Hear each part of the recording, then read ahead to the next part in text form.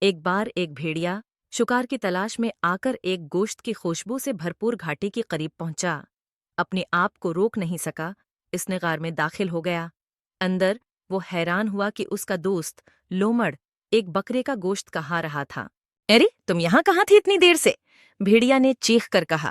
تم اکیلے مسکرا رہی ہو، ایک مکمل بکرے کی جلدی کر رہی ہو۔ لومڑ نے جواب دیا، بھائی بھیڑیا، میں نے اس شکار کے لیے بہت محنت کی ہے اور اب میں اس کی فوائد حاصل کر رہا ہوں۔ تم کیسے ہو؟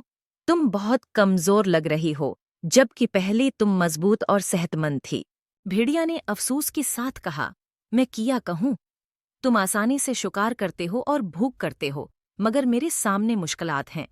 ہر روز قریبی گاؤں میں چرنی آتی ہے، لیکن ان کے ساتھ بہت سارے بڑی شیرنیں خرکتے ہوتی ہیں جو مجھے شکار کرنے سے روکتے ہیں۔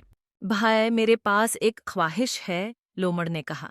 میں نے وہ بکرے کہائی ہے جس کی کہال تم لے سکتے ہو۔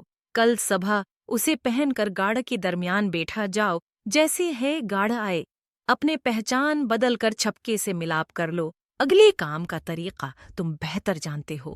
سمجھ گیا بھائی لومڑ، کیا شاندار خوال ہے، بھیڑیا نے چیخ کر کہا۔ لومڑ کا شکریہ ادا کرتے ہوئے بکرے کی کہال لے کر روانہ ہو گیا۔ اگلے دن بھیڑیا نے لومڑ کی منصوبہ کا پیروی کیا۔ جیسے ہی گاڑھا آیا وہ ان کے درمیان خود کو مخفی کر کے ملاپ کر لیا۔ اس نے ہر روز اس کو بغیر زیادہ مشقت اس طرح کرنا شروع کیا جیسے وہ بغیر شکار کئی اپنا روزانہ کا خوراک آسانی سے حاصل کر رہا ہو۔ دن گزر گئی اور مالک کو بکریوں کی کم ہوتی ہوئی تعداد کے بارے میں فکرمند ہونے لگا۔ اسی سمجھ نہیں آ رہا تھا کہ سیکیورٹی کے باوجود بکریوں کی تعداد کیسے کم ہو رہی ہے۔ لہذا اس نے زیر احتیاط ایک چالباز لومڑ کو سیکیورٹی کی ذمہ داری سونپ دی۔ بھیڑیا نے افسوس کے ساتھ کہا، میں کیا کہوں؟ تم آسانی سے شکار کرتے ہو اور بھوک کرتے ہو، مگر میرے سامنے مشکلات ہیں۔ ہر روز قریبی گاؤں میں چرنی آتی ہے، لیکن ان کے ساتھ بہت سارے بڑی شیرنیں خرکتے ہوتی ہیں جو مجھے شکار کرنے سے روکتے ہیں۔